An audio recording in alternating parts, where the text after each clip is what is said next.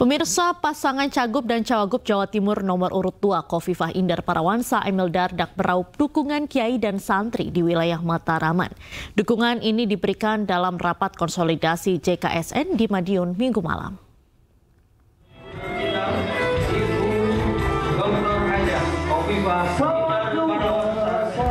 Jaringan Kiai Santri Nasional atau JKSN wilayah Mataraman mendukung calon gubernur dan wakil gubernur Jawa Timur Khofifah Indar Parawansa Emil Dardak dalam Pilkada Jawa Timur 2024. Dukungan tersebut disampaikan pada rapat konsolidasi jaringan Kiai Santri Nasional wilayah Mataraman di salah satu hotel di Kota Madiun, Jawa Timur Minggu malam. Rapat koordinasi yang dihadiri langsung oleh calon gubernur nomor urut 2, Khofifah Indar Parawansa ini merupakan salah satu langkah JKSN untuk pemenangan yang signifikan bagi pasangan Khofifah Emil di Pilkada Jatim.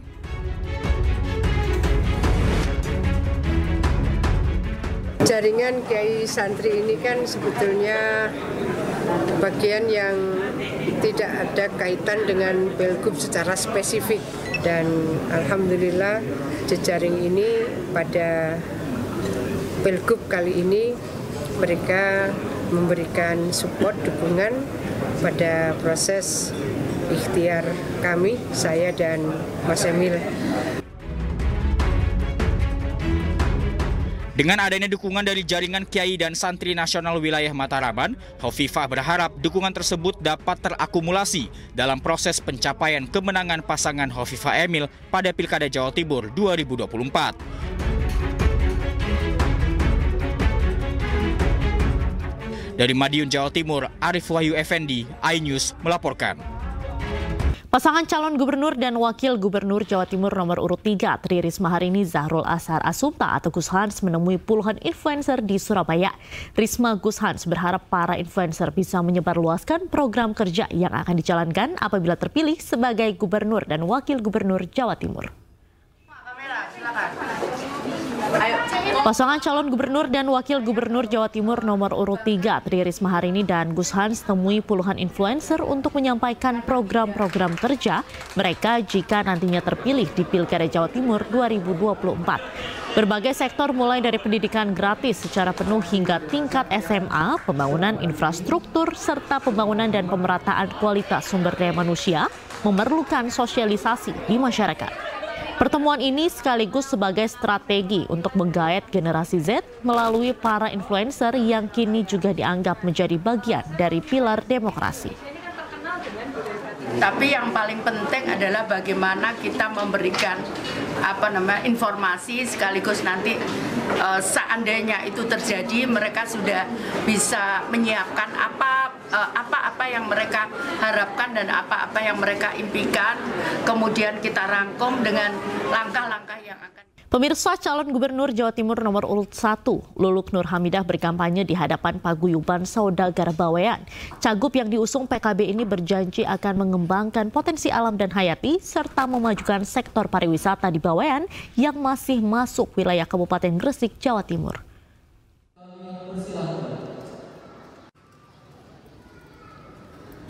Di tempat ini, calon gubernur nomor urut 1 Luluk Nur Hamidah ikut hadir dalam peringatan Maulid Nabi yang digelar oleh Paguyuban Saudagar Bawean di Islamic Center Surabaya.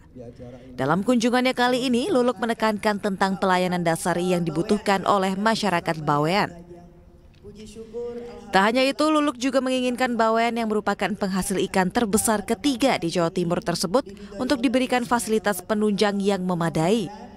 Luluk berjanji jika mendapat kesempatan pimpin Jawa Timur, ia akan segera mengembangkan sektor pariwisata yang bersumber pada kearifan lokal. Potensi Kabupaten Bawean ini kan sangat banyak.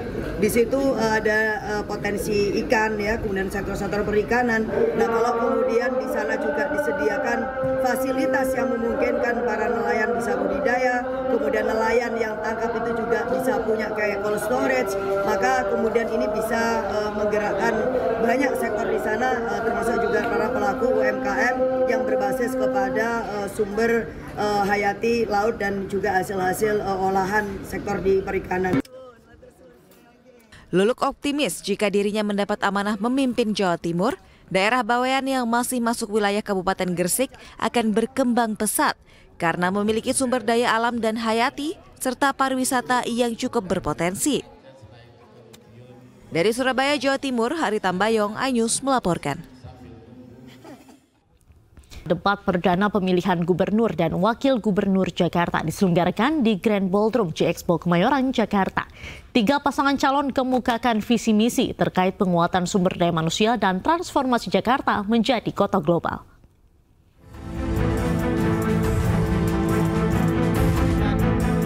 Debat pasangan calon gubernur dan wakil gubernur Jakarta 2024 dibuka Ketua KPU Jakarta Wahyu Dinata. Debat yang terbagi dalam 6 segmen ini melibatkan 7 panelis dari berbagai unsur keilmuan yang berbeda-beda. Debat perdana ini dipandu presenter Aryo Ardi dan Anissa Dasuki. Debat dibuka pemaparan calon gubernur nomor urut 1 Ridwan Kamil yang akan menjadikan Jakarta lebih nyaman untuk semua kalangan termasuk kaum disabilitas dan para wanita. Salah satu topik menarik adalah kemacetan Jakarta. Ketiga paslon setuju untuk meningkatkan keamanan dan kenyamanan transportasi umum dan mengurangi pergerakan dengan memusatkan aktivitas warga di satu lokasi. Namun di sisi lain, paslon nomor urut 3 Pramono Anum juga menambahkan perlunya integrasi dengan kawasan penyangga Jakarta. Ketiga pasangan juga sepakat untuk memperhatikan Gen Z dan memberdayakan RT/RW sebagai garda terdepan membangun sumber daya manusia kota Jakarta. Mengatasi macet ada 2 ideologi. Ideologi memfasilitasi pergerakan MRT, LRT, Transjakarta, busway, bikeway, dan lain sebagainya. Kita mungkin akan coba berinovasi membuat riverway atau perahu melintasi 13 sungai di Jakarta. Kemudian juga perluasan yang namanya flyover masih dibutuhkan secara reality. Transjakarta tidak cukup untuk menyelesaikan persoalan macet di Jakarta. Aglomerasi telah ada, maka yang harus dilakukan adalah Transjabodetabek. Untuk itu, maka harus diatur dari ujungnya. Saya termasuk yang akan membebaskan 15 golongan yang sekarang ini sudah naik busway gratis, maka mereka naik MRT dan LRT juga gratis. Ada yang unik saat sesi tanya jawab, pasangan nomor urut 2 Dharma Pongrekun berapi-api menjawab pertanyaan dari Ridwan Kamil terkait penanggulangan pandemi. Pongrekun mengkritik penanganan terhadap pandemi COVID-19 yang dianggap tidak berpihak kepada rakyat. Pandemi ini adalah agenda terselubung dari asing untuk mengambil alih kedaulatan negara. Sehingga terlihat sekali begitu rapuhnya bangsa ini sampai harus mengikuti istilahnya saja ikut. Kenapa bukan Taufik? Kenapa ngikutin COVID? Bahkan banyak dari antara kita yang tidak paham bahwa PCR yang dipakai selama ini boleh diuji itu bukan untuk mengetes virus. Debat pertama ini berlangsung kondusif dan ditutup dengan ketiga paslon yang saling bersalaman dengan akrab. Debat kedua akan digelar pada Minggu 27 Oktober mendatang. Dari Jakarta, Tim Liputan iNews melaporkan. Pemirsa, Cagup nomor urut 1 Ridwan Kamil memberikan solusi jika Gen Z terkena PHK. RK akan memberikan dana ketahanan sosial dan kopi gratis selama 3 bulan. Sementara itu Pramono menyebut Gen Z tidak perlu kopi gratis namun perlu disupport talentanya agar mandiri secara ekonomi. Secara teknis, kalau mereka kena PHK, pasangan Ridho akan bikin program memberikan dana kekuatan sosial selama 3 bulan. Sebelum mereka bisa melamar kerja lagi. Nanti angkanya kita hitung sesuai kebutuhan APBD. Ya. Itulah negara hadir kepada adik-adik Gen Z di rumah jika Anda kena PHK. Kedua, setuju work from anywhere. Bedanya insya Allah pasangan Ridho akan memperbanyak coworking yang sewanya gratis buat Gen Z di Jakarta. Termasuk minum kopinya, karena Gen Z ini konsumsi kopinya besar sekali dan mahal. Nanti kita kasih gratis kopinya. Yang berikutnya adalah mari fokus ke kekuatan ekonomi baru yaitu ekonomi digital, ekonomi kreatif yang akan berbeda dengan ekonomi orang tuanya yang sifatnya 9 to 5. Ya, bisa di mana saja, kapan saja. Itu dari pasangan Ridho. Secara prinsip bagi Gen Z mereka harus dilatih untuk berkreasi. Maka kami lebih menawarkan cara-cara untuk mereka berkembang dengan apa yang dimiliki oleh mereka. Karena saya meyakini para Gen Z ini tidak perlu semata-mata diberi gratis kopi, tetapi juga yang lebih penting adalah bagaimana talenta-talenta mereka disupport oleh negara dan negara hadir untuk itu. Saya tidak membayangkan dari hal-hal kecil, ekonomi kreatif di tingkat Gen Z ini luar biasa. Bahkan saya membayangkan kalau para Gen Z ini dilebatkan untuk panggung-panggung di Karang Taruna, mereka jadi I.O. masing-masing di kelurahannya. Itu akan menjadi sesuatu income atau pendapatan baru bagi para Gen Z dimanapun para Gen Z itu berada. Terima kasih. Pemirsa, pada sesi pernyataan penutup, ketiga paslon menyampaikan janjinya untuk membangun Jakarta. Dan berikut janji ketiga paslon Cagup dan Cawagup Jakarta. Semua program yang bagus dari Pak Ali Sadikin, Pak Sutioso, Pak Jokowi, Pak Foke, Pak Ahok, termasuk Pak Anies akan kami pertahankan. Contohnya, kartu-kartu yang sudah baik tentang pendidikan, tentang kesehatan, anak, disabilitas, dan lain-lain yang sudah ada, kami akan pertahankan. Kami hanya menambah 2 saja, hasil curhatan warga. Satu ada kartu pelayan rumah ibadah, ya, yang satu lagi adalah kartu untuk anak yatim Jakarta. Tapi kartunya kebanyakan kalau masing-masing pegang sendiri, sehingga kami akan mempunyai sesuai dengan kemajuan digital, kartunya cukup 1. Namanya kartu kamu, K-nya dari Jakarta, M-nya maju. Kami memastikan bahwa penduduk Jakarta tidak boleh ada yang menganggur. Perutnya harus kenyang, semua sekolah. Pengusaha besar harus tetap jalan. Pengusaha kecil juga harus tetap jalan, termasuk UMKM. Jadi adil rakyat didukung, investor besar juga semangat.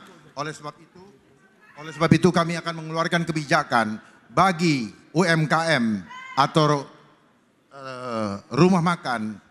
Kami akan hapus PB1-nya yang tadinya 10, kami buang 0-nya. Jadi tinggal 1%. Kita pastiin semua hajat hidup warga Jakarta lebih mudah dan cepat. Tata kelola pemerintahan yang responsif dan manusiawi. Gen Z dan milenial nggak perlu khawatir, kami akan membuka lebih banyak peluang kerja dan pelatihan bersertifikat.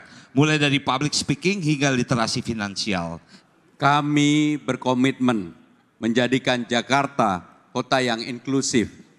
Di mana fasilitas publik, transportasi, dan pendidikan ramah bagi penyandang disabilitas dan lanjut usia. Bagi kami, Anda sangat dihargai dan dicintai. Bagi guru honorer dan tenaga medis, kami tingkatkan kesejahteraan, gaji yang layak, dan akses layanan dasar.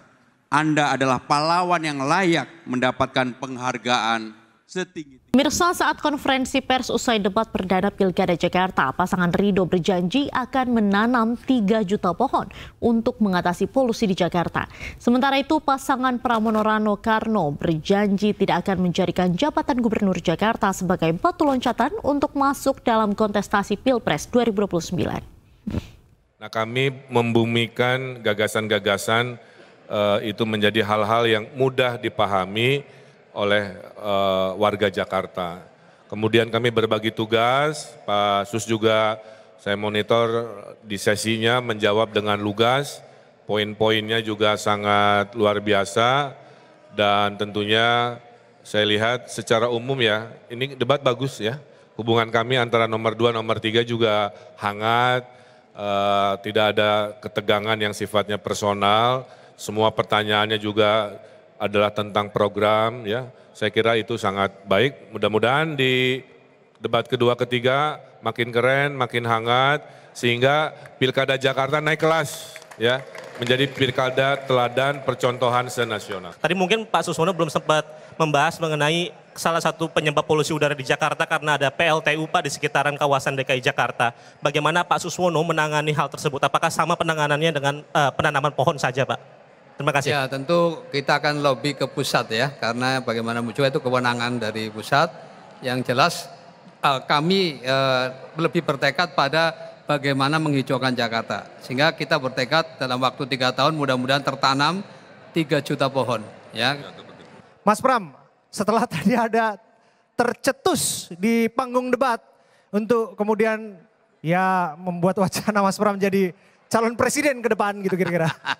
Apakah berpikir Mas Pram kira-kira masih tetap mau jadi calon gubernur atau kira-kira mau jadi calon presiden? Saya berpikir aja tidak, dan saya tidak mau menggunakan pencalonan saya sebagai calon gubernur ini next step untuk melompat. Saya yakin saya dan Bang Dul untuk menjadi gubernur aja dipaksa. Sehingga dengan demikian sama sekali tidak ada terlintas pikiran saya untuk maju dalam bentuk apapun. Saya akan konsentrasi menyelesaikan dan sekaligus fight untuk calon gubernur ini. Tapi nggak ada rasa terpaksa dong, Mas Pram? Kenapa? Tidak ada rasa terpaksa dong untuk... Oh, kalau sekarang saya setelah melihat masyarakat dan turun ke bawah, belanja masalah, melihat persoalan-persoalan di bawah, saya semakin yakin bahwa kalau saya diberi amanah, saya akan berbuat yang terbaik bagi warga Jakarta. Baik, Bang Dul sendiri bagaimana? Happy nggak? Puas nggak dengan performance di panggung tadi? Happy sekali, alhamdulillah hari ini suasana debat kita ceria. Itu dulu intinya, karena memang kita ingin ceria. Tentang hasilnya bagaimana biar masyarakat yang menilai. Ada rasanya baper nggak tadi di soal yang sensitif atau yang personal? Enggak baper-baper, cuman awalnya saya salah kostum. Kenapa tuh? Kan topinya merah, nggak tahu backgroundnya merah. Terus? Muka kita hilang, makanya kita ganti yang hitam nih. Pemirsa, dari hasil debat calon gubernur dan calon wakil gubernur pada Pilkada Jakarta 2024 semalam, kami melakukan polling terbuka sejak kemarin malam. Dan dari polling terbuka yang kami tutup pada siang hari ini, maka kami memperoleh hasil sebagai berikut. Pasangan nomor urut 1 yakni Ridwan Kamil Suswono memperoleh 29%. Kemudian pasangan nomor urut 2 yaitu Darmo Pongrekun dan Kun Wardana memperoleh 7%. Dan pasangan nomor urut 3 yaitu Pramono Anung dan juga Rano Karno menduduki peringkat pertama dengan perolehan suara sebesar 64%. Pemirsa, kami juga akan melakukan polling terbuka kembali pada debat Pilkada Jakarta yang kedua pada tanggal 27 Oktober 2024 mendatang. Ada-ada saja ulah oknum camat yang diduga tidak netral dalam Pilkada 2024 di Kabupaten Pesawaran, Lampung. Oknum camat ini kepergok membawa ratusan alat peraga kampanye pasangan calon bupati di dalam mobil dinasnya. Dan pemirsa, informasi tadi sekaligus menutup Kawal Pilkada hari ini. Saya Diandra Mukni serta kerabat kerja yang bertugas undur diri. Kawal Pilkada kami sampaikan, Anda tentukan. Izin Pak, kenapa lagi Pak? Hah? Kenapa lagi? Ini lagi jatuh HP. Ya? Jatuh HP, kenapa Bang? Harus bangun tidur. Bangun tidur? Gimana? Izin Pak, kenapa lagi Pak? Inilah detik-detik saat oknum camat Negeri Katon Kabupaten Pesawaran, Enggo Pratama ditemui warga saat bersembunyi di kolong meja kerja. Warga memergoki di dalam mobil dinasnya terdapat ratusan alat peraga kampanye salah satu paslon bupati dan wakil bupati Kabupaten Pesawaran. Didampingi pihak kepolisian dan Bawaslu, warga pun meminta oknum camat ini membuka mobil dinas yang terparkir di halaman kantor camat.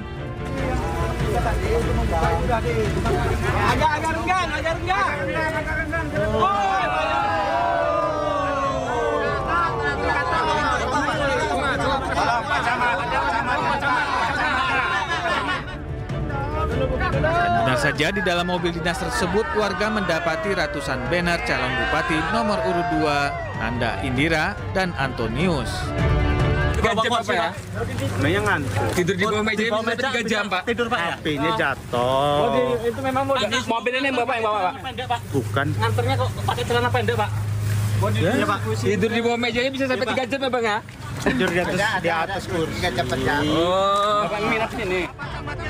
Ketua MP Saparudin Tanjung yang berada di lokasi meminta kepada Bawaslu beserta kepolisian untuk segera menindaklanjuti temuan ini.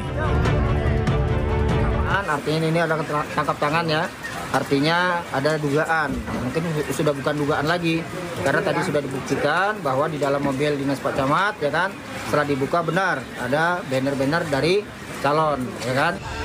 Sementara Ketua Bawaslu Pesawaran Fatihun Najah menegaskan pihaknya akan langsung memproses masalah tersebut. Dari Kabupaten Pesawaran, Lampung, Andres Afandi, iNews melaporkan. Oh iya, izin Pak, mau jemput Pak. Hah? Iya, seperti lagi jatuh HP. Ya? Jatuh HP, kenapa Bang? Harus bangun